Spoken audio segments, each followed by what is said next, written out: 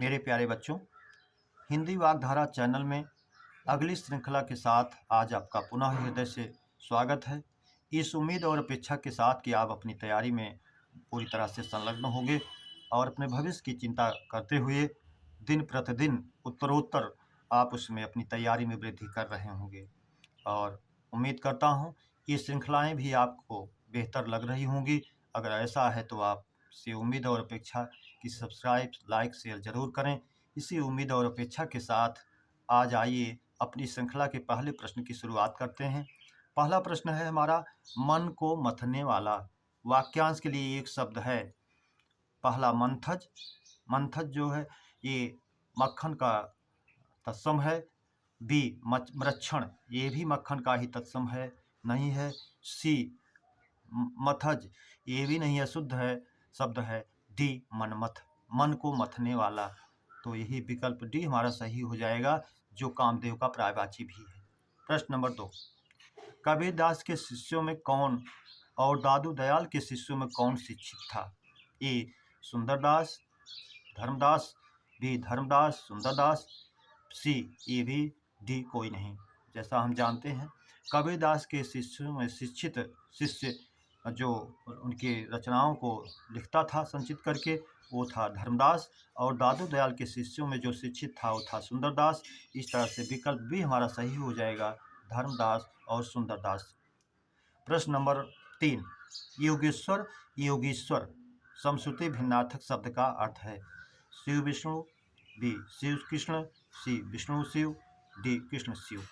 तो योग ईश्वर, योग के ईश्वर अर्थात योग में जो श्रेष्ठ हैं, योग के अधिक कहे गए ईश्वर कहे गए, वो भगवान कृष्ण कहे गए। इसलिए भगवान कृष्ण का ये होगा योगी ईश्वर, जो योगियों का ईश्वर है, तपस्वियों का ईश्वर है, वो भगवान शिव को कहा गया। इसलिए हमारा विकल्प डी सही हो जाएगा, कृष्ण और शिव। प्रश्न नंबर 4, कल्पसाल पर्याय है। ए चंदन, बी देवदारू, सी कल्पवृक्ष, डी तीनों। तो ये कल्पवृक्ष जो है हमारा कल्पसाल जो है कल्पवृक्ष का पर्याय है, इसलिए विकल्प सी हमारा सही हो जाएगा, कल्पवृक्ष। प्रश्न नंबर 5, पानी और जनता का वचन क्या है? एक वचन, द्विवचन, सी बहुवचन, डी कोई नहीं। तो जैसा हम जानते हैं, वाक्य बना के देख भी लेते हैं और ये एक वचन में गिना जाता है। पानी बह रहा है, जनता आ गई, तो एक वचन ही होता है, इसलिए एक वचन में ही जाएगा, विकल्प ए। प्रश्न नंबर 6, वह शायद दिल्ली से आए में काल है। संभाव्य भविष्य, बी संदिग्ध भूत, सी सामान्य भूत, डी अपूर्ण भूत। तो हम जानते हैं वो कार्य के भविष्य में होने की संभावना है, आने की संभावना है दिल्ली से, इसलिए संभाव्य भविष्य में ही जाएगा, विकल्प ए हमारा सही हो जाएगा। धनुष का पर्याय नहीं है। पिनाक है, बी कोदंड है, सी सरासन, बाण का आसन है जो धनुष है, डी असी, अस माने तलवार होता है, इसलिए विकल्प डी हमारा धनुष का पर्याय नहीं होगा। प्रश्न नंबर 8, पगड़ी और लोटा किस भाषा के शब्द हैं? विदेशज, देशज, आगत, डी सभी, ऐसा नहीं। जिसकी उत्पत्ति का कोई स्रोत, कोई आधार नहीं मिलता है, वो क्षेत्रीय शब्दों में बन जाते हैं, तो वो देशज कहलाता है, इसलिए विकल्प भी हमारा सही हो जाएगा, देशज। प्रश्न नंबर 9, चंद्रहास का पर्याय है। चंद्रहास को हम जानते हैं तलवार का पर्यायवाची है, विकल्प ए खड्ग, ये है। विकल्प बी आसी, ये भी तलवार का है। सी शमशीर, ये भी है। डी सभी, इसलिए विकल्प डी हमारा सही हो जाएगा, सभी। प्रश्न नंबर 10, दाल रोटी में समास है। ए इतरेतर द्वंद्व, बी समाहार द्वंद्व, सी वैकल्पिक द्वंद्व, डी कोई नहीं। तो हम यहाँ समाहार की बात हो रही है, दाल रोटी आदि समूह की बात, इसलिए हमारा समाहार द्वंद्व में जाएगा, विकल्प भी हमारा सही हो जाएगा। प्रश्न नंबर 11, यहाँ कोई संज्ञा होनी चाहिए था, जैसे कोई नाम, सुरेश। सुरेश कह रहा था कि वह अपना कार्य करेगा, में वाक्य भेद है। सरल वाक्य, बी मिश्र वाक्य, सी संयुक्त वाक्य, डी कोई नहीं। तो सुरेश कह रहा था कि, अब की जो है यहाँ उस उपवाक्य को अपने में शामिल कर रहा है, वह अपना कार्य स्वयं करेगा, ये उपवाक्य इस मेन वाक्य इस मुख्य वाक्य से जुड़ रहा है। वाचक चिन्ह में भी आप जानते हैं कि, क्योंकि, ताकि, जैसा कि, जो सो, जितना उतना, जैसा वैसा, जब तब, जहाँ वहाँ, जिधर उधर, अगर, यदि, आदि ये आते हैं वाचक चिन्ह, तो मिश्र वाक्य में जाता है। इसलिए बी विकल्प बी हमारा सही हो जाएगा, मिश्र वाक्य। प्रश्न नंबर 12, सघोष वर्ण है ए ता, बी चा, सी ठा, डी भा। तो सघोष को हम जानते हैं, घोष या सघोष हमारा तीसरा, चौथा और पांचवा होता है, और पहला और दूसरा अघोष होता है। ता, चा और ठा ये अघोष हो जाएंगे। विकल्प डी भा हमारा सघोष हो जाएगा, इसलिए विकल्प डी हमारा सही हो जाएगा। प्रश्न नंबर 13, महाप्राण वर्ण नहीं है। तो अल्प प्राण हम जानते हैं 135 प्लस अंतस्थ, पहला, तीसरा और पांचवा प्लस यार अलावा, तो जो होगा वही होगा। महाप्राण जो है दूसरा, चौथा होता है, तीनों सा होते हैं, तो था जो है महाप्राण है, और धा जो है चौथा, ये भी महाप्राण है, फा दूसरा है ये भी महाप्राण है। ई, अब सारे स्वर जो हैं वो अल्पप्राण होते हैं, और सारे स्वर घोष या सघोष होते हैं। तो ये ई स्वर जो है ये अल्पप्राण में जाएगा, इसलिए ये महाप्राण में नहीं होगा। विकल्प डी हमारा सही हो जाएगा। प्रश्न नंबर 14, गुच्छा में संज्ञा का रूप है जातिवाचक, बी व्यक्तिवाचक, सी समूहवाचक, डी भाववाचक। यहाँ गुच्छा किसी के समूह की बात कर रहा है, इसलिए विकल्प सी हमारा हो जाएगा, समूहवाचक। कक्षा, सेना, टीम, भीड़ ये जो है हमारे समूह के सूचक हैं।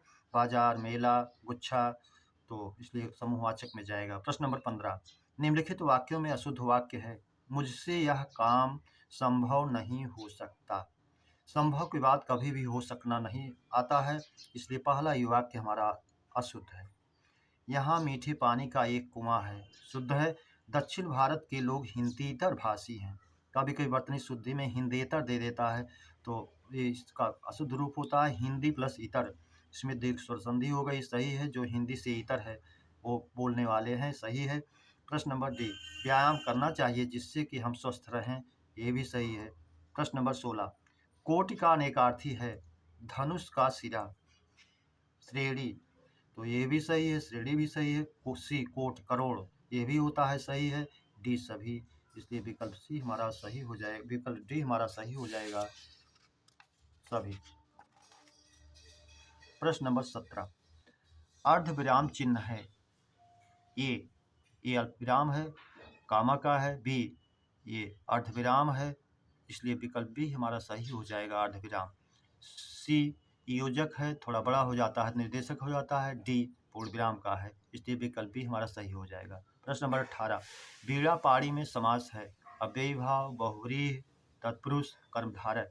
बीड़ा है पाड़ी में जिसके, अर्थात माता सरस्वती को कहा गया, इसलिए बहुव्रीहि बन जाएगा, तीसरा पद प्रधान हो गया, विकल्प बी हमारा सही हो जाएगा। प्रश्न नंबर 19, आहार मुख्य पर्याय है, प्रदोष का, प्रत्युष का, निशीथ का, मार्तंड का। तो मार्तंड कहते हैं दोपहर के सूर्य को, निशीथ कहते हैं आधी रात को, प्रत्युष कहते हैं प्रातः काल के समय को, दिन के मुख को, इसलिए यही सही हो जाएगा, विकल्प बी। और प्रदोष जो है संध्या के समय को कहते हैं, इसलिए ये नहीं है।